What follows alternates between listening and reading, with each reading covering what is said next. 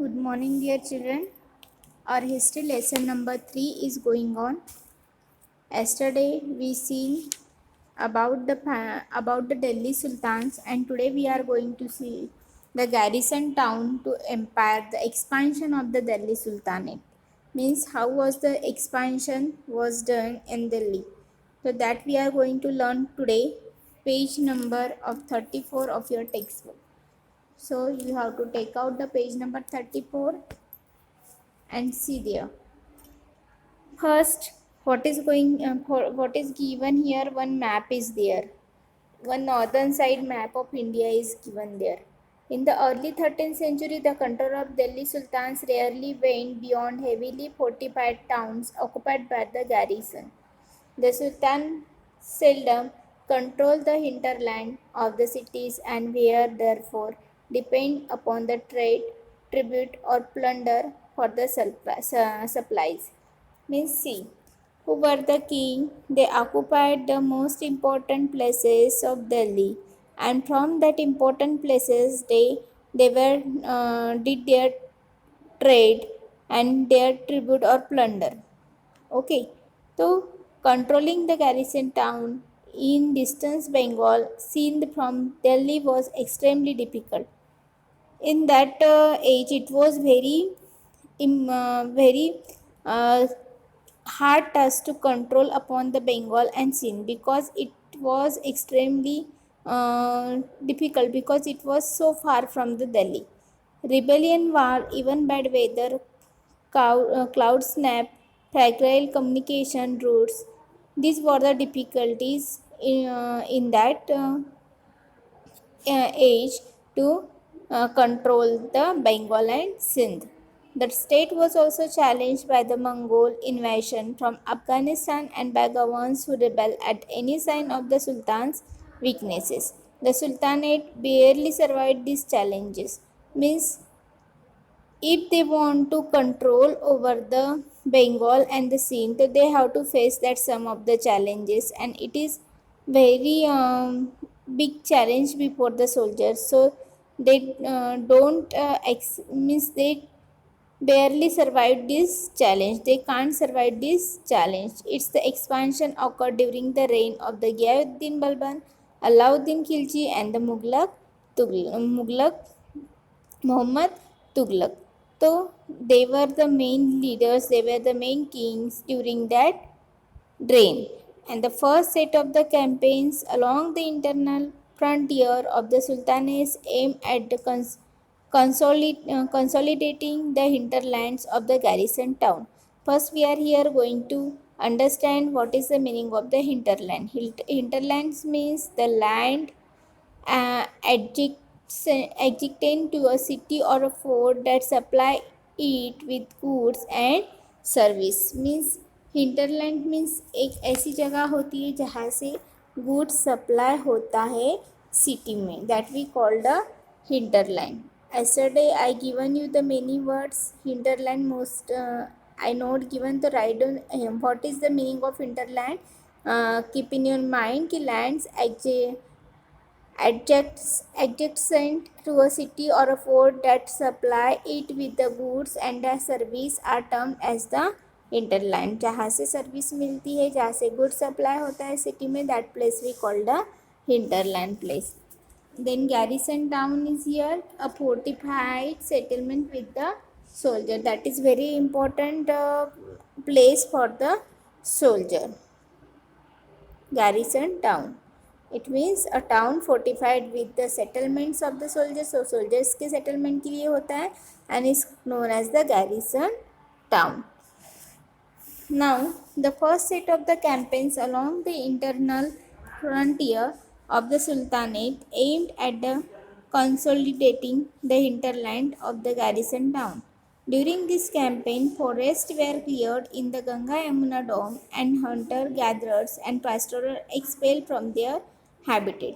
Means listen what happened ki which was the area between the Ganga Yamuna river that was cleared and their pastorals expelled. Means who pastorals were lived in that portion, they were expelled. उनको वहाँ से expel किया गया, वहाँ से हटाया गया और वहाँ पे वो जो पूरा पोर्शन है वो ट्रेडिंग के इसमें लाया गया and that decision was taken by the king who were there on throne. जो किंग वहाँ पे थे वो डिसीजन उन्होंने लिया था।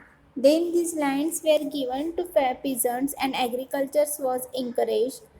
New fortresses and towns were established to protect trade routes and to promote region trade. Means what happened, that was the portion between the Kaveri and Ganga river. That portion were given to the farmers and they introduce new crops or they introduce the new techniques of their agricultures and they increase their production, and from that place uh, the trading business was started. Then second expansion according along the extreme frontier of the Sultanate. Military expedition into the southern India started during the reign of Alauddin Khilji and culminated with the Muhammad Tughlaq. First we are coming again on that pages what is given here. See, after the Tomaras and Chauhanas there is the early Turkish ruler. Who is in early Turkish ruler? Kutubuddin Aybak, some Itutmish, Shamsuddin Itutmish, then Rajia, Ghiauddin Balbam. They were the main Turkish ruler. After the Turkish, there were the Khilji dynasty, the Alauddin Khilji and the Alauddin Khilji. So about them we are going to learn today. And in the Tughlaq dynasties, Ghiauddin Tughlaq, Muhammad Tughlaq and Firuz Tughlaq. So about the name, about these leaders or about these kings we are going to learn today. So first we are going to hear the Tughlaq reign. Means after the Khilji dynasties, here the Khilji dynasties is now come to an end, and Tughlaq dynasty is we are going to see today. Come on that page again.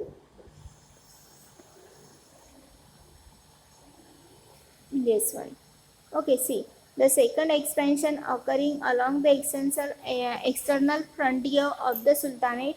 Military expansion into the southern India started during the reign of the Alauddin Khilji and culminated with the Muhammad Tughlaq. In their campaign, Sultan's armies captured elephant, horses, slaves, and carry away the precious metal. When that Khilji dynasty means Muhammad Tughlaq, see here again. When Khilji dynasty were come to an end and Tughlaq dynasty ruled upon that same dynasty, so that time what they win, soldiers of the Tughlaq dynasty win the horses. Then with the horses they win the slaves, and with the slaves they carried with them the elephants, horses, slaves, many more things they carried with them. So by the end of the Muhammad Tughlaq reign, 150 years after somewhat humble beginnings, the armies of the Delhi Sultans had merchants across a large part of the subcontinent. They had defeated the rival armies and seized cities. The sultans collected taxes from the peasantry and dispensed justice in its realm. But how complete and effective was its control over such a vast territory? Means this vast territory is under the Muhammadin Tughlaq now, but how it is possible to keep the eye upon that large dynasty? So what happened here कि that particular king were collect the taxes from the peasantry, means जो farmers होते हैं उनसे tax collect किया जाता था rain को चलाने के लिए, रीजन को चलाने के लिए. सी here the figure number 2. First we are going to learn here the what is the masjid, what is the concept of the masjid. You all know कि mosque is called a masjid in Arabic. Arabic language में mosque को क्या कहा जाता है? मस्जिद कहा जाता है. Literally a place where a Muslim prostrate in the reverence to Allah. Means जहाँ पे मुस्लिम लोग जो है वो प्रेयर करते हैं अल्लाह की। इन कॉन्ग्रीगेशनल मॉस्क, मस्जिद ए जमा और जमा मस्जिद, मुस्लिम्स रीड देयर प्रेयर्स नमाज। जो मुस्लिम उनकी प्रेयर पढ़ते हैं उनको कहा जाता है नमाज। एंड इस प्रेयर दे ग्रुप में बोलते हैं, एक टुगेदरली बोलते हैं, दैट वी कॉल द नमाज। Members of the congregational chose the most respected learned men as their leaders imam। Means उनके जो धर्मगुरु होते हैं उनको हम क्या बोलते हैं, इमाम बोलते हैं। जैसे कि पोप क्रिश्चियन के धर्मगुरु होते हैं, देन जो बौद्ध मीन्स बुद्धिस्ट धर्म है उनके भी धर्मगुरु होते हैं। तो वैसे ही धर्मगुरु जो है वो इमाम मीन्स मुस्लिम लोगों के धर्मगुरु होते हैं।